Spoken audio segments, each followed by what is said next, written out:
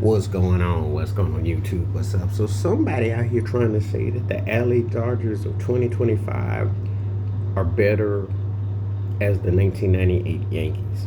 My reaction. Listen, I think Shohei Ohtani is the best thing going in baseball, bar none. And I'm big on Aaron Judge, but Shohei's another. It's typical LA to get these phenoms that you see, especially in baseball when Valenzuela and all that. And it's a lot like that. I remember what that was like, and I hold Mookie Betts in high regards. I think Mookie Betts is like Ricky Henderson 2.0, beats you in so many ways. Any team that gets him, and there may be a Boston curse for letting him go. I still will never figure that one out, And they've got a lot of great players, and I think Dave Roberts is a great manager. Now let me get to the reality. When you had Derek Jeter, Roger Clemens, and even back then when David Wells threw that no hitter and he was drunk or something, Joe Torre was and the magic Mariano Rivera. Come on now, that Yankees team broke records. You knew they were going to win. You knew they were the best team to touch the ground at the time. We gotta pump the brakes. These turkeys out here talking about 162 and 0 and the Dodgers did lose to the Pirates.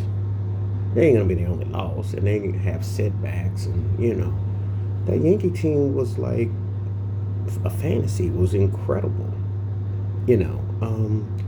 Pump the brakes. Let's not get ridiculous, but people be getting ridiculous. They be saying anything. You can't really forecast who's gonna be that kind of a team. Remember that Yankee team started the season 0-3. And even as great as these Yankees are now with their hitting, I wouldn't even dare say nothing that crazy because they don't have the pitching, they don't have the depth.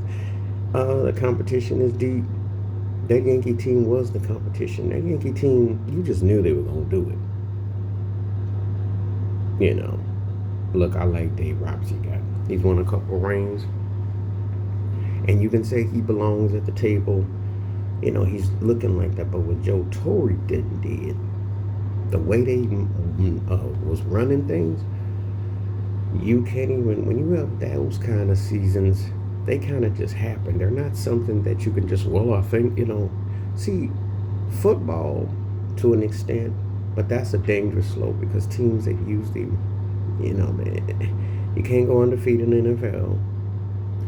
You can lose a game and go all the way and win, but you better have great defense and balance because it's always going to come down to that. And NBA is kind of the best player, best team, even though it's a little bit different these days. But anyway, my point is, there's a lot of things can happen to be saying something like that. On paper, yeah, Shohei matches up great against Rivera, Jeter, and Clemens. Bettis can hang, Freddie Freeman's still there. They got pieces of talent. There's no doubt. It's just that, are they 1998 worthy? Do they have the extras? Do they have the others?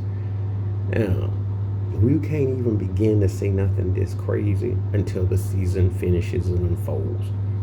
But people are so quick to want to write everything off and say, oh yeah. Now this doesn't happen as often in baseball per se, because baseball, people know you got to let it play out and you got to look at everything in totality. But this is kind of funny that they want to push this agenda now, that they think that the Dodgers of 2025 are going to equal the Yankees of 98.